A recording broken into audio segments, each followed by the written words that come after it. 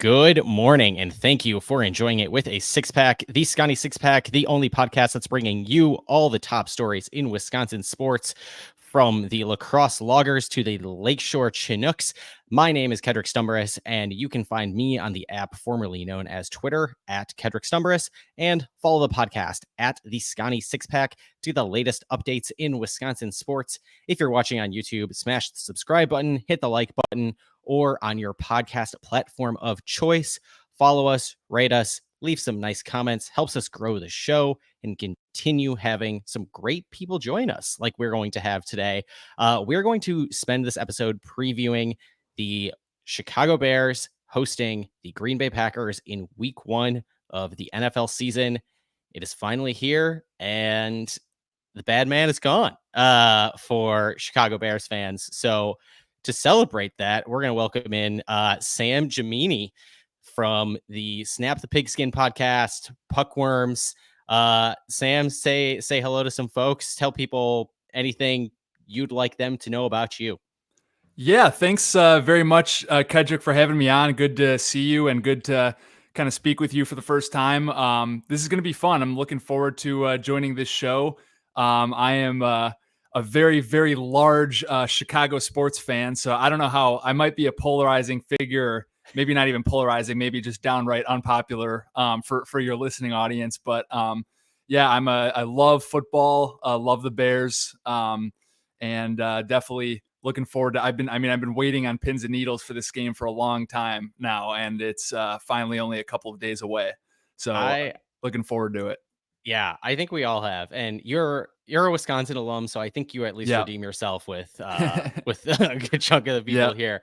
But yeah, we've been on pins and needles for this game. I think Packers fans have, Bears fans have, and I think there's a lot of Bears fans who kind of smell blood in the water here, an opportunity to strike. Clearly, the division itself is wide open for the first time in what feels like a really long time, even though the Packers themselves haven't had stranglehold on it that they did during like the early 2010s.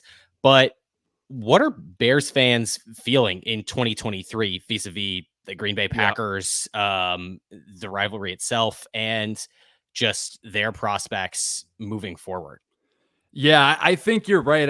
I mean, there's definitely a sense, ever since Rodgers left, it was kind of like a big, like collective sigh of relief. Like, I don't know, just a very different feel. Like now, this is really this is the first Bears Packers game in my lifetime, really, that didn't have a Hall of Fame quarterback involved in the storyline. Even if like Rodgers or Favre weren't playing, it would have been because they were injured. So it's not like they were out of the picture.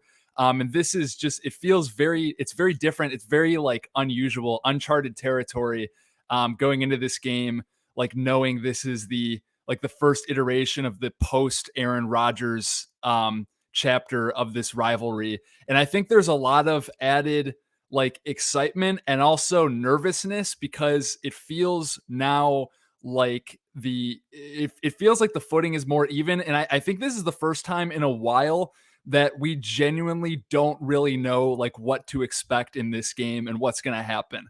So I think there's a lot more both excitement and also anxiety because normally the Bears in this spot are some sort of an underdog and feeling like we need to put together a very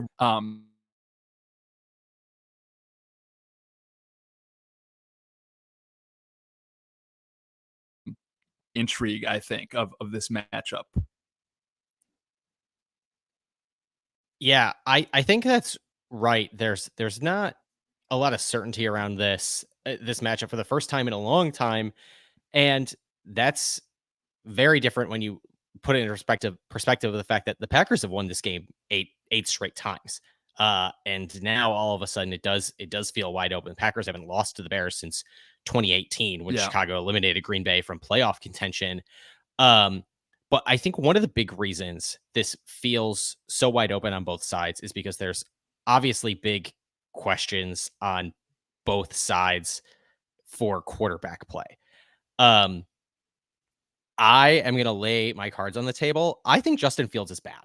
And Okay. I have not been afraid to say it to anyone who will listen to me lately. And I think the Justin Fields thing is fantasy football brain destroying people's ability to watch football. I refuse to play fantasy football. Stopped playing fantasy football a long time ago because I think unless you are really like you know football, I think fantasy football makes you worse at watching football. This isn't an Yeah. anti-fantasy football rant, but Justin Fields is a legitimate fantasy football weapon. He is a legitimate real life football hazard. Uh, I would like to get your thoughts, your feelings on Justin Fields, what the fan base kind of feels about him, because there's a lot of hyping up of Justin Fields in the offseason, and I'm Yeah. really not sure if that's coming from football people writ large, Bears fans, both. What is your finger on the pulse of the Yeah. Bears fan base vis-a-vis Justin Fields? Yeah, I mean it's an interesting question. I think there's a lot of irrational thoughts being put out there on many different sides of it. I think there's definitely a huge group of people that are convinced that Fields is undoubtedly the guy for a decade to come. There's also a group of people I think that are convinced that he's bad. It seems like there's a very widespread range of opinions on him, and I think that there are quite a lot of very irrational takes being thrown around about Justin Fields. I think um, I overall it's optimistic. I think everybody was really excited. I mean, he in terms of rushing, I mean, it's been well documented. Everybody's talked about it. He had a historic season last year, running with the ball, and he made some incredibly exciting plays.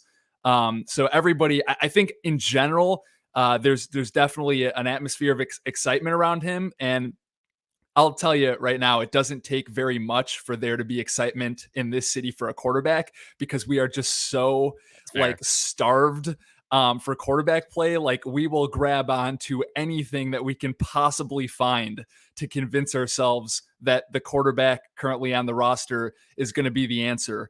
That being said, I think there's a lot of criticism still from people who are educated, and I think some of it is unfair, some of it is fair. I think I think watching every game that Justin Fields played last year, I think he's a better passer than the stats make it look. I mean, the stats are like the worst. I mean, you can't even imagine how bad his passing numbers were from last year. Yeah, I, last year he yeah, was 34th in passing yeah, DVOA among all passers with 200 attempts.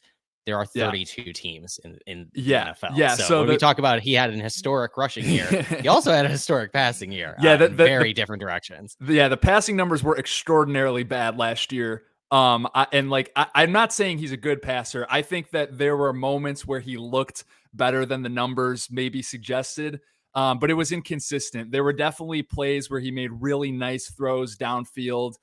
There were also plays where he missed layups or passes that he should have completed.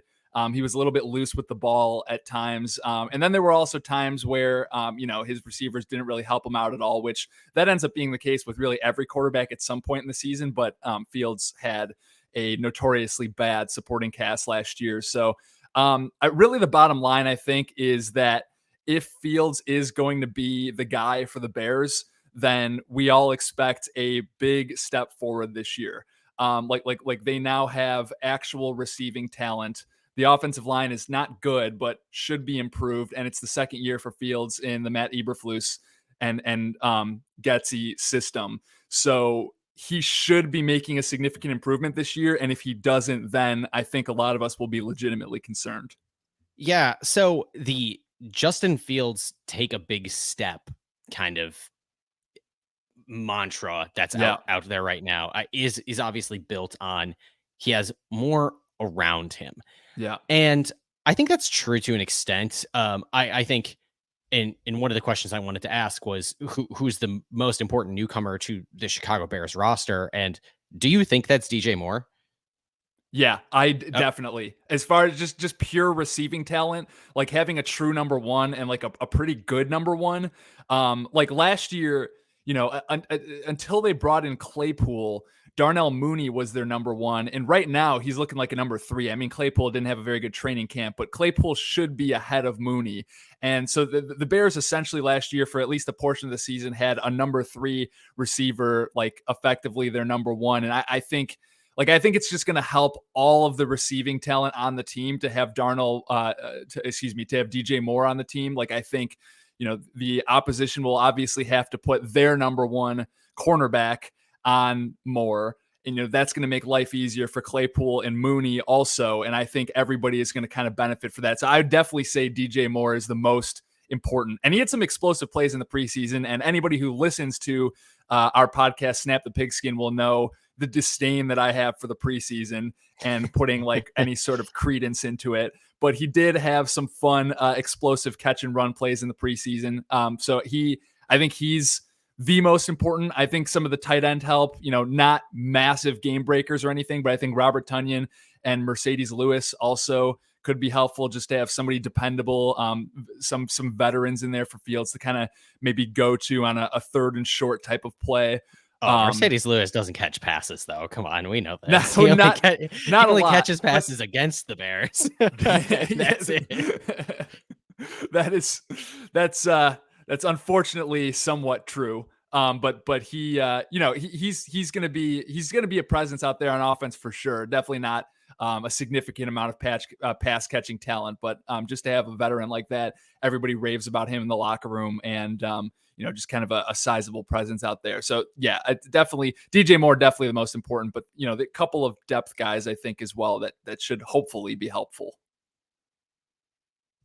Yeah, and I think the DJ Moore addition is important for Chicago, kind of in the way you described it, in that he's a good wide receiver, and I'm not taking away from the fact that he is a true solid number one, but I think the way he helps this passing offense more so is the fact that everybody else gets to slot down to moving to the number 2-3 cornerbacks instead of having Claypool line up against Jair Alexander in this matchup, which Jair should take him to lunch. But I think DJ Moore is important. And then the other newcomer you kind of misnamed before is Darnell Wright, when we're talking about the other additions to try and help Justin Fields moving forward. Darnell Wright, the right tackle, getting drafted out of Ohio State, first round pick for Chicago this year. He's a guy that I thought Green Bay might take a look at going into the draft.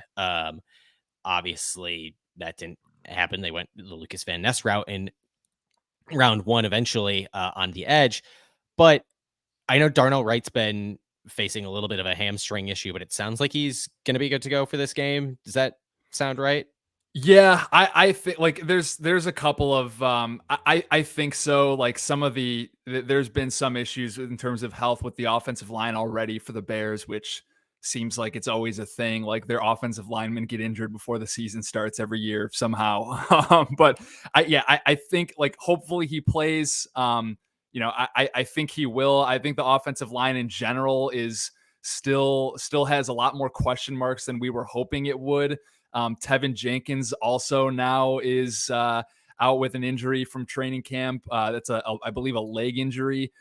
So it's not the offensive line is not really where we would want it to be, but it'd definitely be helpful if as you mentioned, Darnell Wright, that first round pick, if he could be, I think he'll be healthy, but it's definitely not a certainty yet. And they need it because I don't think the depth is really that good at this point, and I don't really fancy the idea of already using backup offensive linemen in week one, especially against the Packers pass rush. It's pretty solid. So that'll, I definitely hope he comes back. That's one of the bigger concern points as far as the offense goes. And I think that's right. And is not to make this all about Justin Fields, but I'm going to for another. I mean, it's all about Justin Fields. I mean, like it is, right? This game is all about Justin Fields, and the only other thing it's about is Jordan Love, and that's it. Yeah. In the eyes of very many, but this is why I am probably less convinced of the Justin Fields takes a step argument for him becoming at least a middling quarterback in the Yeah. league. However, I personally, like, philosophically don't think you can win a Super Bowl with a middling quarterback in the league. So if Justin Fields ends up being a middling quarterback and the 10-year starter for Chicago, that's great. Love it. As a Green Bay Packers fan. But the offensive line depth issues, I still think Chicago has, because although I think Darnell Wright's a good piece, I don't know that they did a lot to really shore up that Yeah. unit as a whole.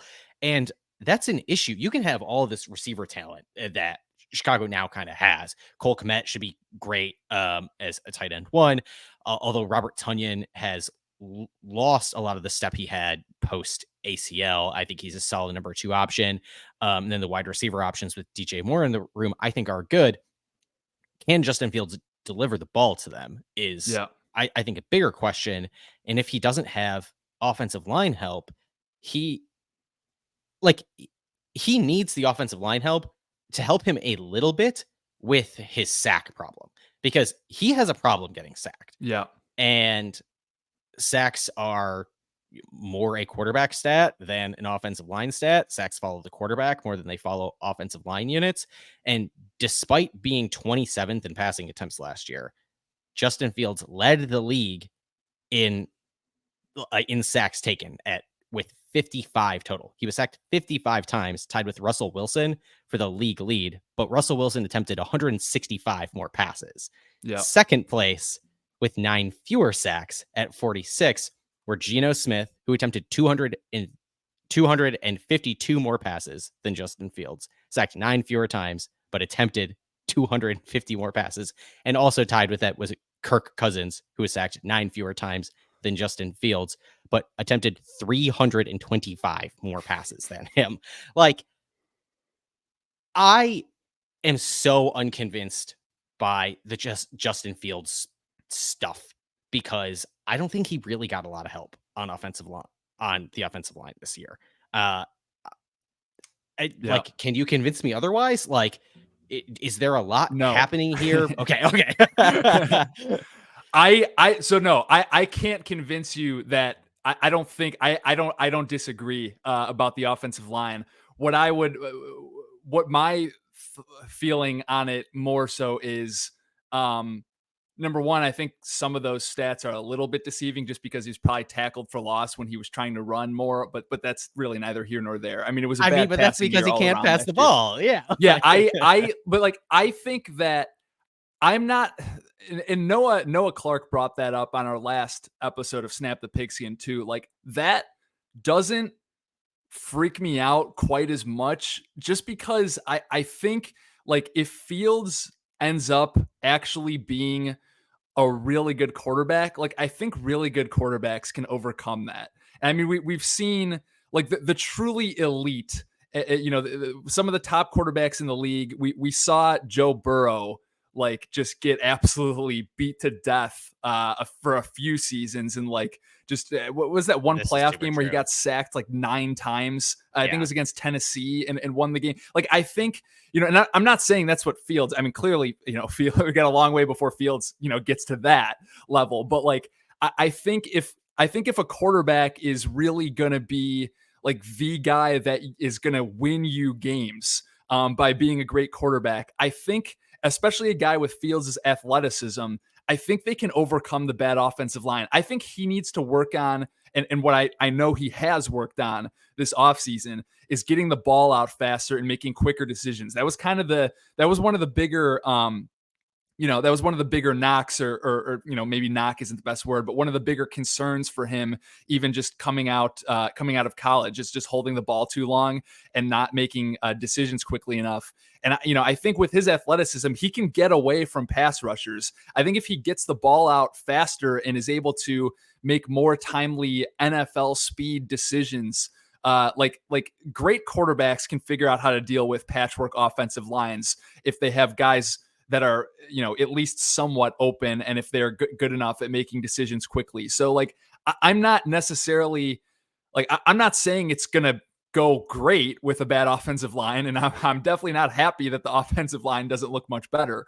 But I think if Fields is good, if he does prove to be good, I think he can handle having a bad offensive line. And if he can't handle it, then he's probably not that good.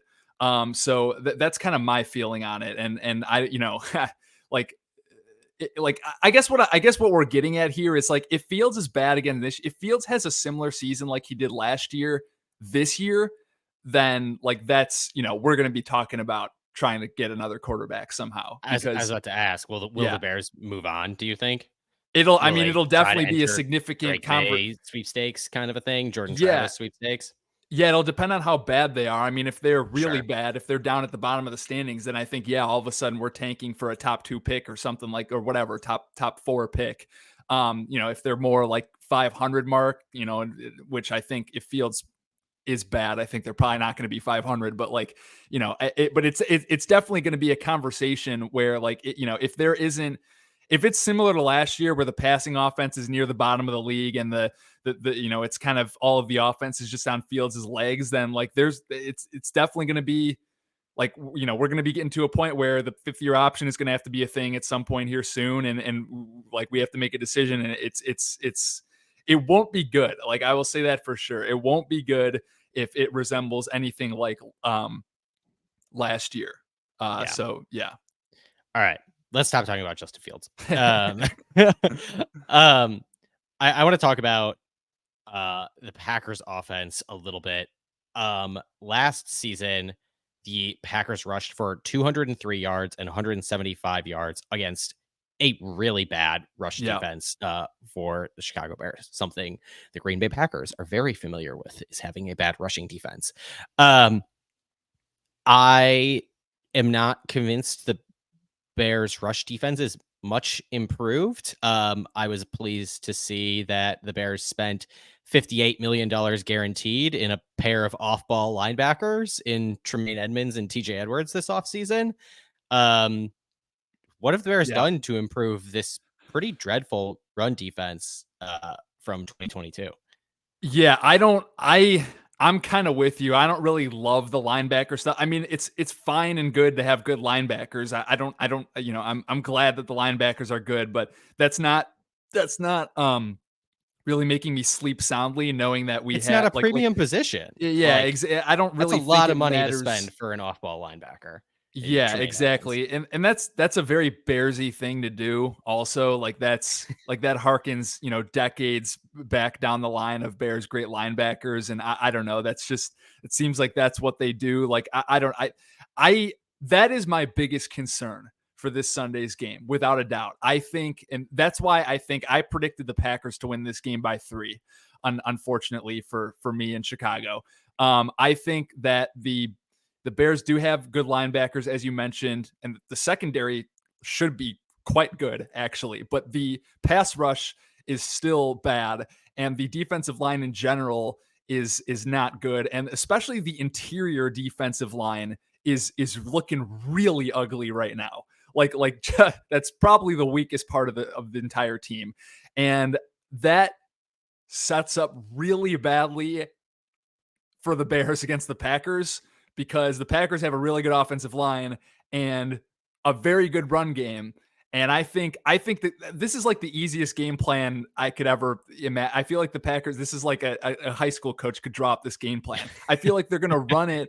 They like first and second down is going to be a run play like 80% of the time. I feel like they're basically going to get to do whatever they want on the ground in this game. They can run for 170 yards with Aaron Jones and AJ Dillon. The Bears interior defensive line is just going to be pushed backwards as soon as the ball is snapped. And then, every now and then, Jordan Love will make a nice check down or a throw over the middle or something like that. And I think it's going to be a really, really easy day for him. I think everything is set up for Love to succeed in this game because of how easy it's going to be to run the ball against the Bears and because of how bad their defensive line is right now. That is my biggest concern for this game. And that's really why I think the Bears are going to lose this game. Well, fun. It could be lots of ground and pound. You had mentioned how phenomenal, frankly, this version of the Green Bay Packers offensive line is, and it's really great. I just wanted to we touched on a little bit about some injury issues, depth issues at offensive line for the Bears. I just wanted to touch in on any other like notable injuries on either side here coming into this matchup. For the Packers, Romeo Doubs was injured, had been held out of practice throughout the week. He practiced in limited fashion today, today being Yeah. September 7th. Christian Watson is still set out of practice. And I think that's a little bit concerning.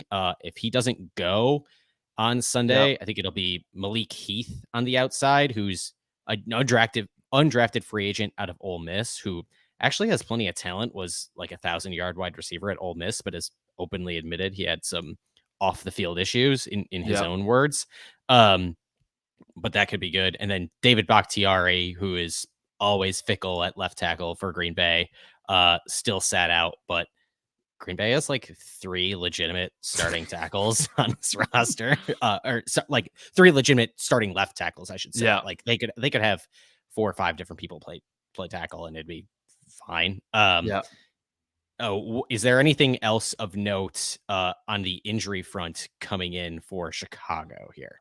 I mean, there's a couple guys that I think are listed as questionable that I'm not overly concerned about the idea that they might not play. I think Tevin Jenkins is the most concerning one, but Jaquan Brisker and Eddie Jackson are both currently on the injury report, but I tend to think that they're going to play. Like it doesn't sound like a very grim situation for them, but they are already banged up a little bit. And those are two, especially Brisker. Those are 2 important defensive backs for the Bears. Those are probably the most significant ones. Also, Mercedes Lewis did not practice this afternoon, so unsure exactly. Well, actually, that's funny. That actually wasn't an injury. It's on the report, but it just says rest. So I think he's fine. He just didn't practice today. No, that's Mercedes Lewis having old man back. Yeah, that happens. Yeah, so he should as be a Packer fan who saw it, get used to it. Yeah, so really not much more for the Bears other than those offensive line issues, which that's a little bit, it's definitely a little bit of a concern. The Tevin Jenkins one is disappointing. I don't think he's going to play, but I would be concerned if Brisker and Eddie Jackson weren't playing. They are on the injury report. Eddie Jackson with an ankle and Jaquan Brisker with a groin. But they did practice today, both of them. And so I would expect that they're going to be in the game on Sunday, and really I don't really think there's other concerns besides that. So, all right. Which one would hope, given that it's week 1. There's going to be injuries at some point. You'd hope to not start too far behind the 8 ball in the beginning of September. Yeah, that's right. So I think we talked a little bit about how you think the Green Bay Packers win this game is if they can successfully run the ball down Chicago's throat on the defensive line, break through to get tackled by their $50 million off-ball linebacker. But the Chicago Bears win this game if what happens?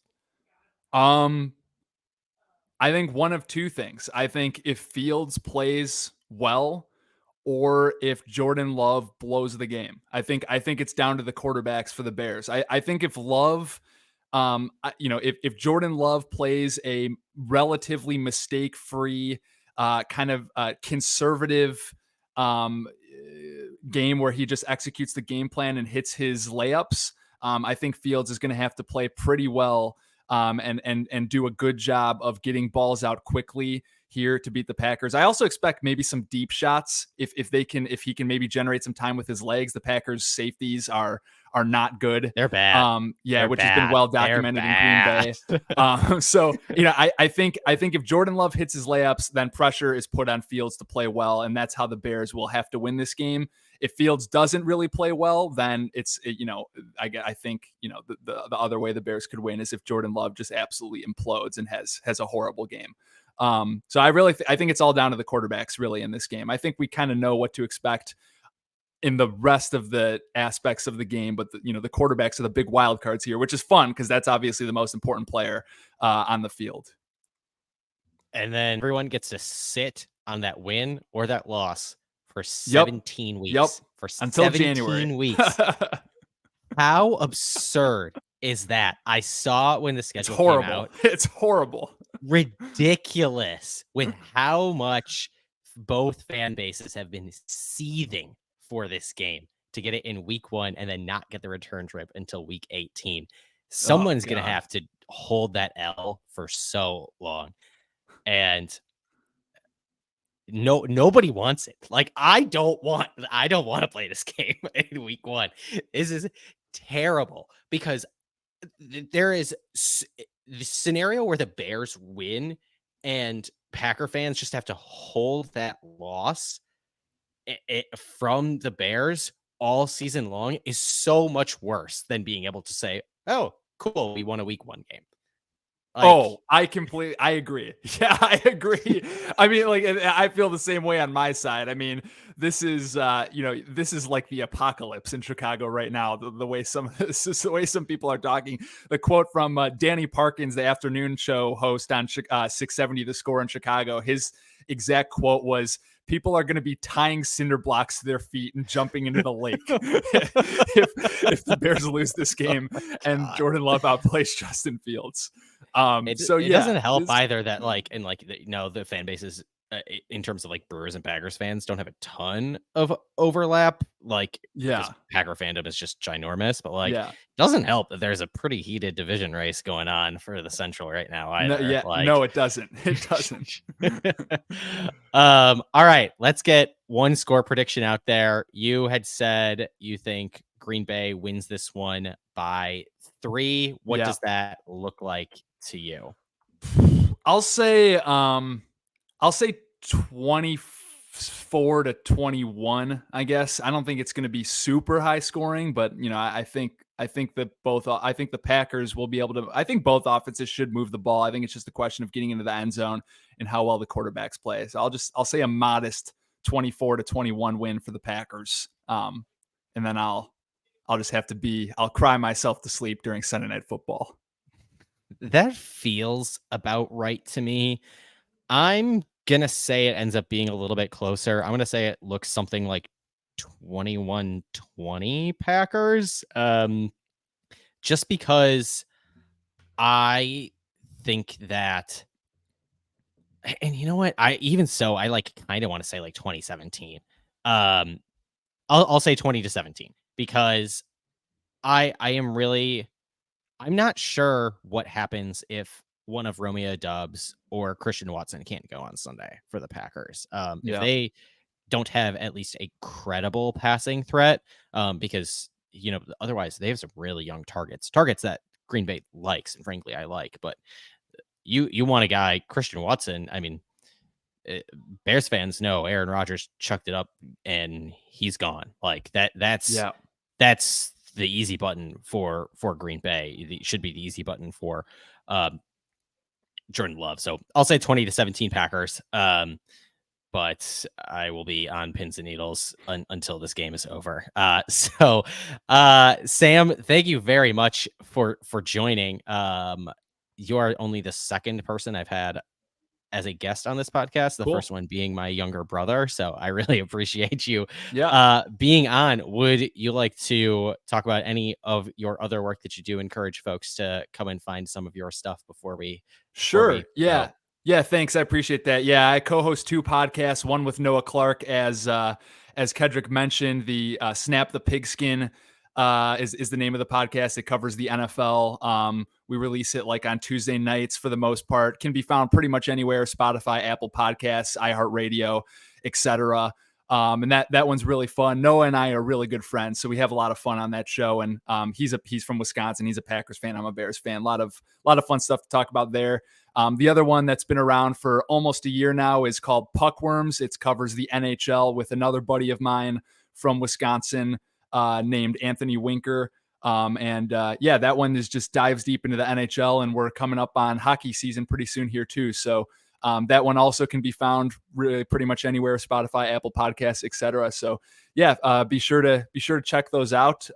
Would really appreciate that, and thank you, Kedrick, for giving me the opportunity to come on and chat a little bit here today. It was definitely a lot of fun, and I am I'm ready for this game to happen. I really am. I'm ready for it to be over. Yeah.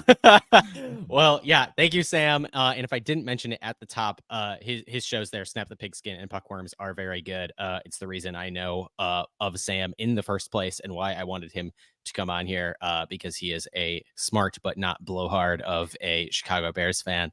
Thank you. I appreciate that. Thank you. Listen, there are many blowhard football fans on the internet. It is hard to find people that aren't. So thank you again to everyone for tuning in to the Scotty Six Pack podcast. Listen to us anywhere you get your podcasts, Apple, Spotify, YouTube. If you are there, subscribe, leave a nice review, kind comments, and we will talk to you all on Monday after this is over. Go Pack Go.